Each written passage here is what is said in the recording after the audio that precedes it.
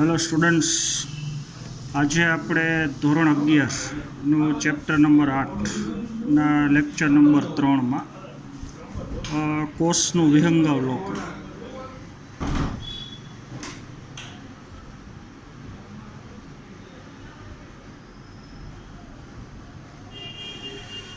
ચલો, કોષનું વિહંગાવલોકન અથવા કોષનો ઉડતી નજરે અભ્યાસ એટલે કે કોષની જે સામાન્ય રચનાઓ છે, કોષની જે મુખ્ય બાબતો છે, તો એની આપણે ખાસ ચર્ચા કરવાની છે.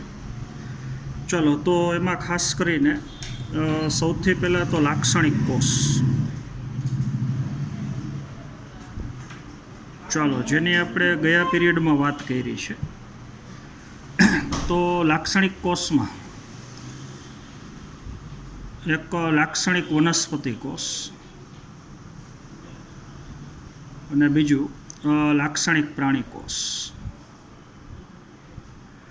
ચલો, લાક્ષણિક વનસ્પતિ કોષ તો એનું ઉદાહરણ છે ડુંગળીનો કોષ અથવા ડુંગળીની છાલનો કોષ. અને લાક્ષણિક પ્રાણી કોષ તો એમાં તમે જાણો છો ગાલનો કોષ. ચાલો, આ તમે જાણો છો.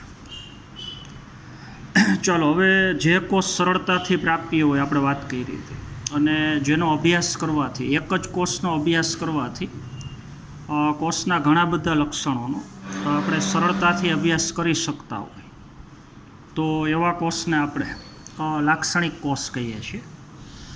ચાલો, તો લાક્ષણિક વનસ્પતિ કોષ અને લાક્ષણિક પ્રાણી કોષ, તો એની વચ્ચે અમુક તફાવત હોય છે, તો એની આપણે ખાસ ચર્ચા કરવાની છે. ચલો, સૌથી પહેલાં તો વનસ્પતિ કોષ તમે જાણો છો એ પ્રમાણે. ચલો, પહેલાં આપણે વનસ્પતિ કોષ બતાવીએ છીએ. ચલો, તો વનસ્પતિ કોષમાં બહારની તરફ સૌથી બહારની બાજુ આવેલું આવરણ, તો એને આપણે કોષ દિવાલ કહીએ છીએ. ચલો, પછી કોષ દિવાલની અંદરની તરફ આવેલું સ્તર, કોષરસને ઘેરીને આવેલું સ્તર. અંદરનો આખો વિસ્તાર કોષરસ છે અને કોષરસને ઘેરીને આવેલું સ્તર. ચાલો, તો એ આવરણને આપણે કોષરસ પટલ કહી શકીએ. ચાલો, અથવા એને તમે કોષરસ સ્તરે કહી શકો. ચલો, હવે કોષરસ સ્તરની અંદર આવેલો આખો પ્રવાહી વિસ્તાર, આ જે ભાગ છે, તો એ ભાગને આપણે કોષરસ કહીએ છીએ. ચાલો, તો એ કોષરસ અર્ધતરલ પ્રવાહી છે. અર્ધતરલ એટલે પ્રવાહી છે પણ અર્ધ પ્રવાહી છે, એટલે બહુ ઘાટુંય નથી અને બહુ આછુંય નથી. પ્રવાહી છે પણ મધ્યમ પ્રવાહી છે. ચલો, હવે હું પ્રાણી કોષની વાત કરું. જો બાજુમાં પ્રાણી કોષ આપણે બતાવીએ, તો પહેલો કોષ આપણે વનસ્પતિ કોષ બતાવ્યો છે. ચાલો, હવે બીજું આપણે પ્રાણી કોષ બતાવીએ. તો પ્રાણી કોષમાં તમને ખબર છે કોષ દિવાલ ન હોય, ફક્ત કોષરસ પટલ હોય. ચાલો, તો આ પ્રાણી કોષ. ચલો, તો પ્રાણી કોષમાં કોષ દિવાલ હાજર છે પણ કોષરસ દિવાલ પ્રાણી કોષમાં ગેરહાજર છે અને કોષરસ પટલ ફક્ત હાજર છે. તો વનસ્પતિ કોષ હોય કે પ્રાણી કોષ હોય, બે કોષની અંદર કોષરસ પટલ તો છે જ, પણ વનસ્પતિ કોષમાં ભેગી કોષ દિવાલે હાજર છે અને પ્રાણી કોષની અંદર કોષ દિવાલ ગેરહાજર છે. ચલો, બે કોષમાં કોષરસ પટલની અંદર આવેલું અર્ધતરલ પ્રવાહી, અંદરનો આખો પ્રવાહી ભાગ, તો એ ભાગને કહી શકો કોષરસ. ચલો, પછી બે કોષની અંદર મધ્યમાં પટલથી ઘેરાયેલી રચના, તો આપણને ખબર છે એને આપણે કોષ કેન્દ્ર કહીએ છીએ. ચાલો, તો કોષ કેન્દ્ર વનસ્પતિ કોષમાંય છે અને પ્રાણી કોષમાંય છે. ચલો, બે કોષની અંદર કોષ કેન્દ્ર પટલથી ઘેરાયેલી રચના છે. હાલો, તો આખી રચનાને આપણે કોષ કેન્દ્ર કહેશું. અને બે કોષનું કોષ કેન્દ્ર કોષરસ પટલથી ઘેરાયેલું છે. તો આખી રચના કોષ કેન્દ્ર છે, અને કોષ કેન્દ્રને ઘેરીને આવેલું ફરતી બાજુનું આ પટલ, ચાલો તો એને આપણે કોષરસ પટલ કહીએ છીએ. ચાલો, બીજું કોષ કેન્દ્રમાં અંદરની તરફ હવે જે રચના બતાવીએ છીએ એ રંગસૂત્ર છે.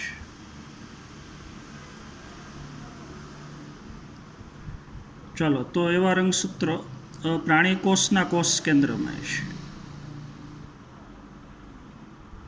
ચાલો, પછી બે કોષ કેન્દ્રમાં આવેલી ગોળાકાર રચના, તો એને તમે કોષ કેન્દ્રિકા કહી શકો. તો બે કોષના કોષ કેન્દ્રમાં કોષ કેન્દ્રિકા હાજર છે. ચલો, હવે આ જે રંગસૂત્ર છે એ ડીએનએના બનેલા છે. તો ડીએનએના અણુની ગોઠવણી આ રંગસૂત્રમાં થયેલી છે. તો ડીએનએ રંગસૂત્રમાં છે, રંગસૂત્ર કોષ કેન્દ્રમાં છે, અને કોષ કેન્દ્ર કોષમાં છે. તો આવું ગીચોગીચ ગોઠવાયેલું, સઘન રીતે ગોઠવાયેલી અને પટલથી ઘેરાયેલી રચના બે કોષની અંદર, બે કોષનું કોષ કેન્દ્ર ગીચોગીચ ભરેલું છે, સઘન રીતે ગોઠવાયેલું છે, અને બે કોષનું કોષ કેન્દ્ર પટલથી ઘેરાયેલું છે. તો આવા કોષને આપણે સુકોષ કેન્દ્રી કોષ કહીએ છીએ. તો અત્યારે મેં જે વનસ્પતિ કોષ અને પ્રાણી કોષ બતાવ્યો છે એ બંને કોષો સુકોષ કેન્દ્રી કોષ છે.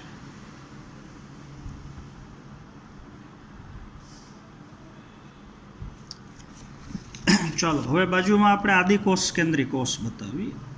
ચાલો, દાખલા તરીકે બેક્ટેરિયાનો કોષ છે, તો આ કોષને આપણે કહેશું આદિકોષ કેન્દ્રી કોષ.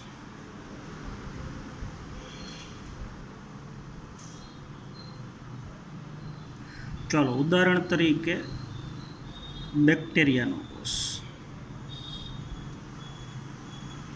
જોજો. હવે સુકોષ કેન્દ્રી કોષ કોને કહેવાય? તો કે જે કોષમાં, બરોબર સમજ, જે કોષમાં કોષ કેન્દ્રની ફરતી બાજુ કોષ કેન્દ્ર પટલ હાજર હોય તો આનું કોષ કેન્દ્ર સુવિકસિત છે. કોષ કેન્દ્રમાં કોષ કેન્દ્ર પટલ છે, અંદર રંગસૂત્ર છે. તો આવી રચના આદિકોષ કેન્દ્રી કોષના કોષ કેન્દ્રમાં ન. જો હવે હું જે રચના બતાવું છું અત્યારે એ આદિકોષ કેન્દ્રી કોષ, આ એનું કોષ કેન્દ્ર. તો એમાં ડીએનએનો અણુ એ અસ્તવ્યસ્ત પડેલો છે. ચાલો, આમાં ડીએનએનો અણુ રંગસૂત્રમાં ગોઠવાયેલો હોય અને પછી ફરતી બાજુ પટલ હોય. તો આમાં ડીએનએના અણુની ગોઠવણી રંગસૂત્રમાં થયેલી ન હોય અને કોષ કેન્દ્રને ઘેરતું ફરતી બાજુનું કોષ કેન્દ્ર પટલ એ ગેરહાજર છે. તો જે કોષના કોષ કેન્દ્રમાં ફરતી બાજુ કોષ કેન્દ્ર પટલ ગેરહાજર હોય, જોજો એવા કોષને આપણે કહેશું અલ્પવિકસિત કોષ કેન્દ્ર ધરાવતો કોષ, એટલે આદિકોષ કેન્દ્રી કોષ. અને જે કોષના કોષ કેન્દ્રમાં ફરતી બાજુ કોષ કેન્દ્ર પટલ હાજર હોય તો એને કહી શકો સુકોષ કેન્દ્રી કોષ. ચાલો, તો મુખ્યત્વે કોષના બે પ્રકાર થઈ ગયા. આદિકોષ કેન્દ્રી કોષ એટલે ઇંગ્લિશમાં કહી શકો પ્રોકેરિયોટિક કોષ, જોજો. અને સુકોષ કેન્દ્રી કોષ એટલે ઇંગ્લિશમાં કહી શકો યુકેરિયોટિક કોષ.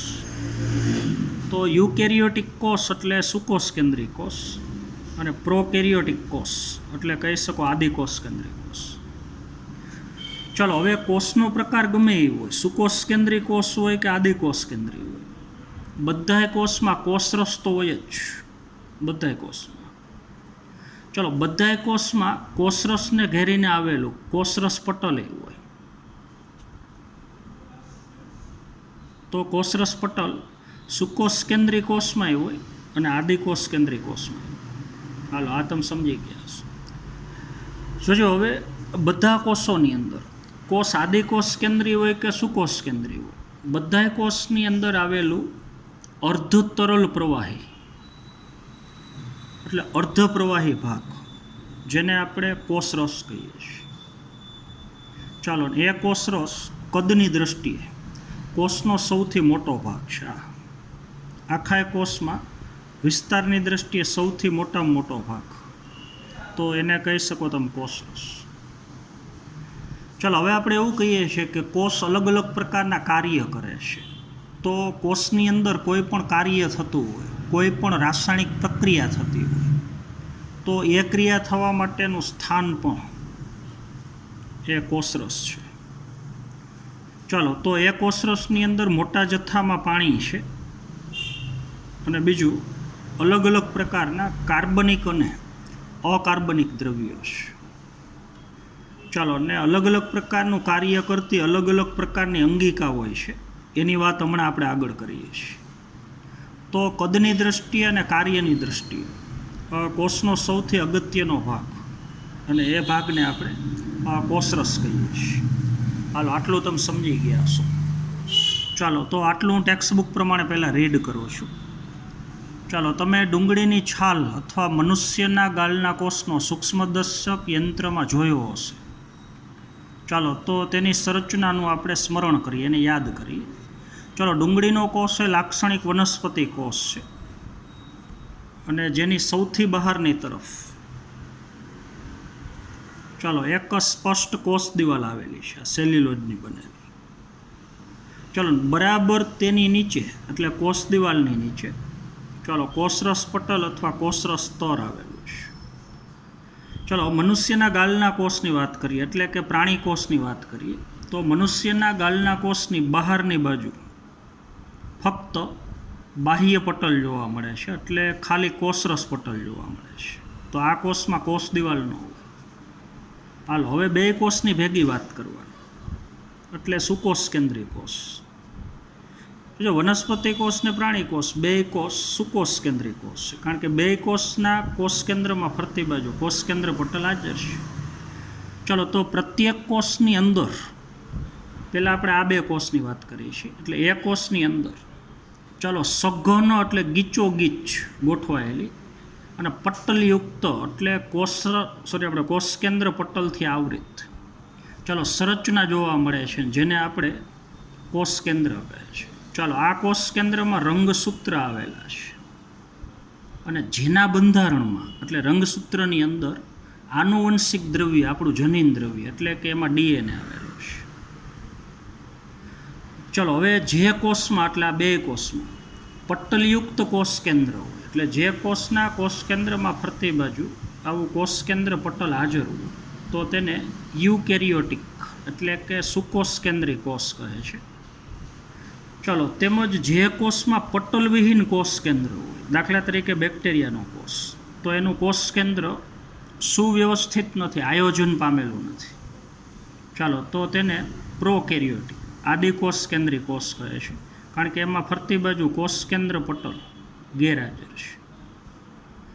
ચાલો, હવે બંને કોષ સુકોષ કેન્દ્રીય હોય કે આદિકોષ કેન્દ્રીય હોય, ચાલો તો બંને આદિકોષ કેન્દ્રીય તેમજ સુકોષ કેન્દ્રીય કોષમાં અર્ધતરલ આધારક જોવા મળે છે. આ જે ભાગ છે આખો ભરે અર્ધતરલ અર્ધપ્રવાહી ભાગ છે આખો, ચાલો જેને કોષરસ કહેવાય છે.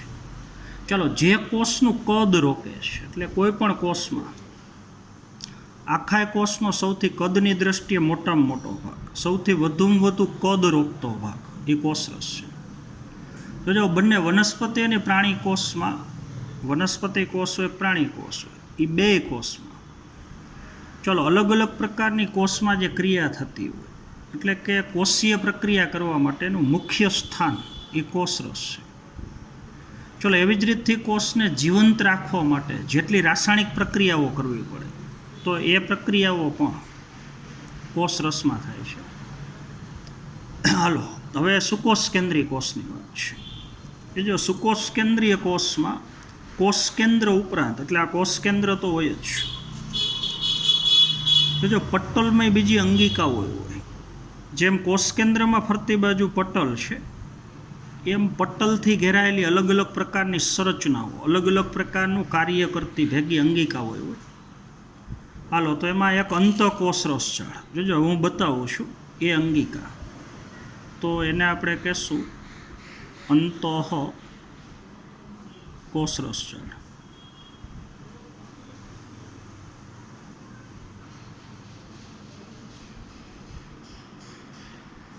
ચાલો, તો આ જે રચના બતાવી એ અંતઃકોષરસ જાળ.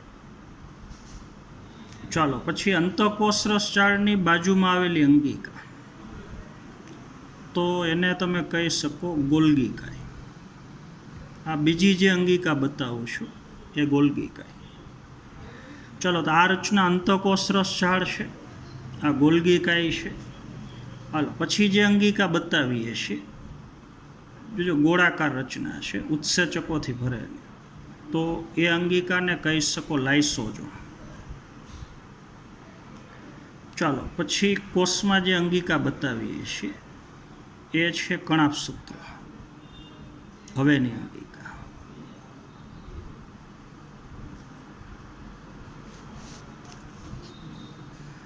ચાલો, પછી અમુક સૂક્ષ્મકાય રચના, નાની નાની પુટિકાઓ હોય આખા કોષરસમાં. ચાલો, તો એ પેરોક્સિઝોમ છે, ગ્લાયોક્સિઝોમ છે, સ્ફેરોઝોમ્સ છે, તો એ બધી રચનાને કહેવાય સૂક્ષ્મકાય રચના.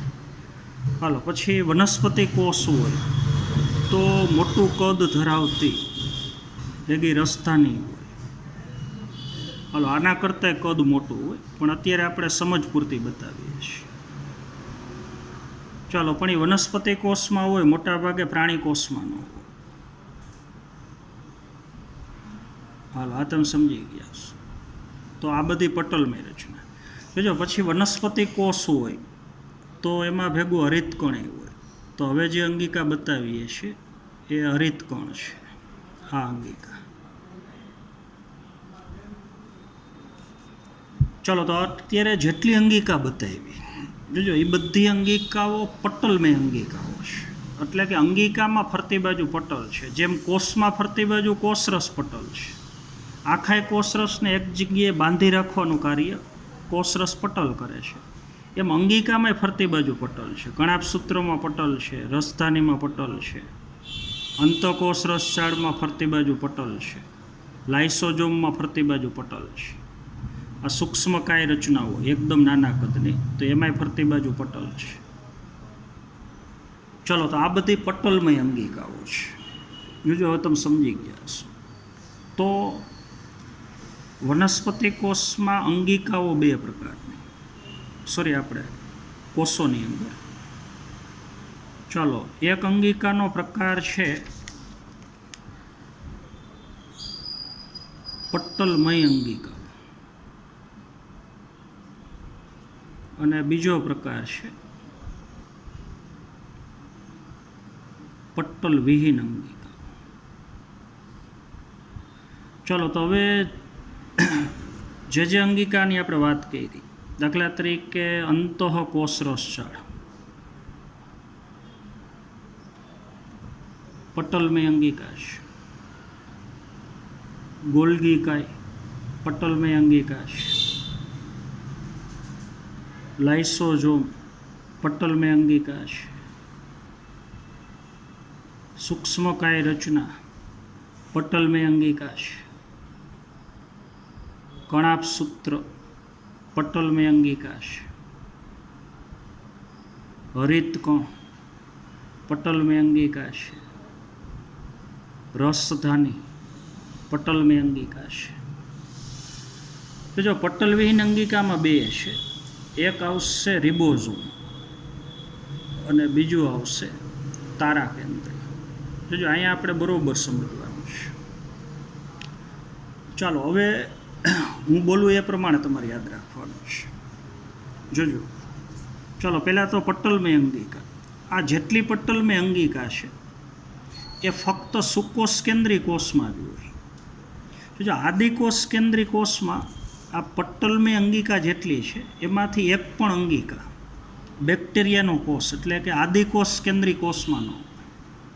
તો પટલમય અંગિકાઓ ફક્ત સુકોષ કેન્દ્રી કોષમાં. જો હવે સુકોષ કેન્દ્રી કોષમાં બે અંગિકાઓ હોય, પટલમય અંગિકાઓ હોઈ શકે અને પટલથી ઘેરાયેલી ન હોય જેમાં ફરતી બાજુ પટલ ગેરહાજર હોય એવી અંગિકાઓ હોય છે. પણ આદિકોષ કેન્દ્રી કોષમાં, બેક્ટેરિયાના કોષમાં ફક્ત પટલ વિહીન અંગિકા જોઈએ. તો જો હવે દાખલા તરીકે રિબોઝોમની વાત કરું તો રિબોઝોમ વનસ્પતિ કોષમાંય છે, પ્રાણી કોષમાંય છે અને બેક્ટેરિયાના કોષમાંય છે. તો રિબોઝોમ અંગિકા પટલ વિહીન છે અને કોઈ પણ કોષમાં હોય. સુકોષ કેન્દ્રી કોષમાં બે પ્રકારના કોષમાં હોય, વનસ્પતિ કોષમાં હોય, પ્રાણી કોષમાં હોય, અને આદિકોષ કેન્દ્રી કોષમાં એટલે કે બેક્ટેરિયાના કોષમાં. ચલો પછી તારા કેન્દ્રની હું વાત કરું તો એ ફક્ત પ્રાણી કોષમાં જ હોય. હવે જે અંગિકા બતાવું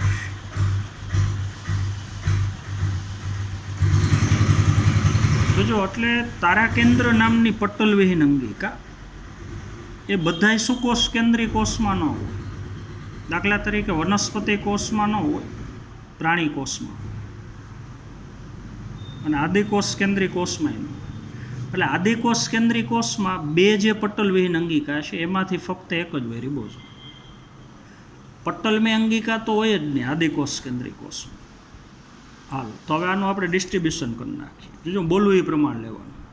ચલો, અંતઃકોષરસ ઝાડ, ગોલ્ગી કાય, લાઇસોઝોમ, સૂક્ષ્મકાય રચના અને કણાભસૂત્ર, આટલી અંગિકાઓ એ બધા સુકોષ કેન્દ્રી કોષમાં હોય. એટલે આટલી અંગિકાઓ વનસ્પતિ કોષમાં હોય અને પ્રાણી કોષમાં હોય. આપણે બતાવી છે એકમાં જ, પણ આ જ રીતથી આમાંય બતાવીશું. ચાલો હવેની હરિતકણ અને રસધાની. જોજો, હરિતકણ અને રસધાની, આ હરિતકણ અને આ રસધાની. તો આ બે અંગિકાઓ એ ફક્ત વનસ્પતિ કોષમાં જ હોય. આ બે અંગિકા પછી પ્રાણી કોષમાં ન હોય. તો આ બે વચ્ચેનો તફાવત, ત્રણ તફાવત થઈ ગયા. જોજો, વનસ્પતિ કોષમાં કોષ દિવાલ હોય, પ્રાણી કોષમાં કોષ દિવાલ ન હોય.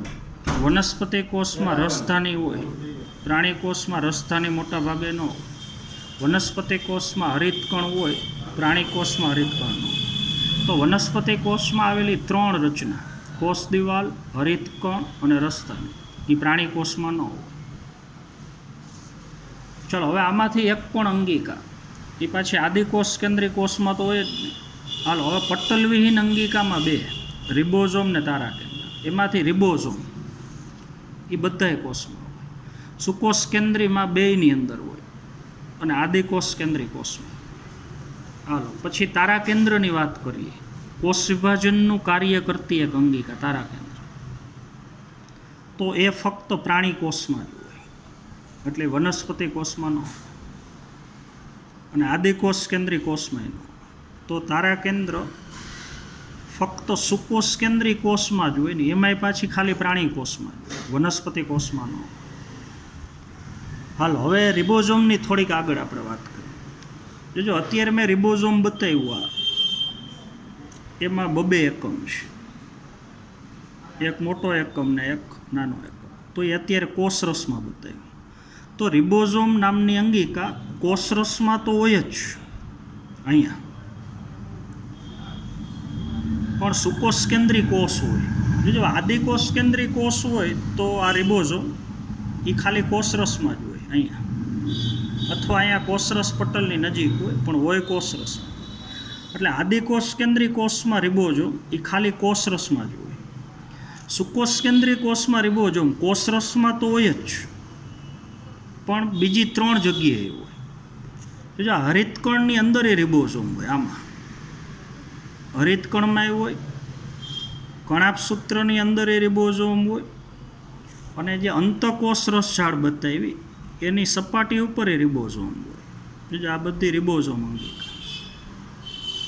તો સુકોષ કેન્દ્રી કોષમાં રિબોઝોમ કોષરસ સિવાય કણાભસૂત્ર, હરિતકણ એટલે રંજક કણ અને અંતઃકોષરસ ઝાડની સપાટી ઉપર એ રિબોઝોમ હોય છે.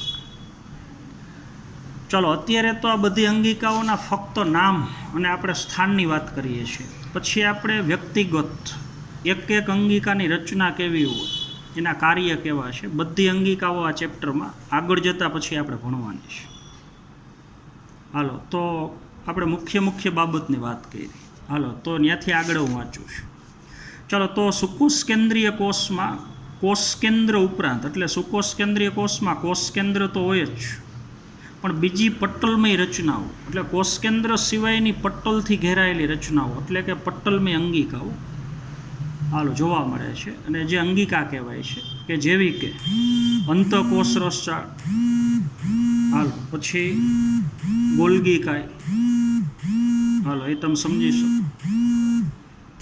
તો અંતઃકોષ રસજાળ, ગોલ્ગી કાય, પછી લાઇસોઝોમ, પછી કણાભસૂત્ર, પછી આ સૂક્ષ્મકાય રચના, રસધાની, તો આવી બધી અંગિકાઓ હોય. આ બધી અંગિકાઓ તો કે આદિકોષ કેન્દ્રી કોષ, એમાં આવી પટ્ટલમય અંગિકાઓનો અભાવ હોય છે.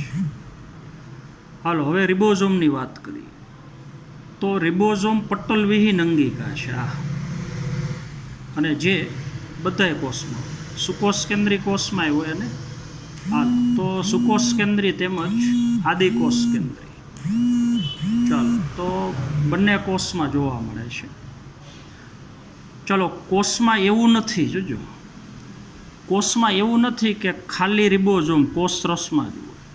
એટલે કોષરસમાં તો રિબોઝોમ હોય જ, કે રિબોઝોમ માત્ર કોષરસમાં જ જોવા મળે, પરંતુ તે સિવાય બે અંગિકાઓ, એક કણાભસૂત્ર અને એક હરિતકણ.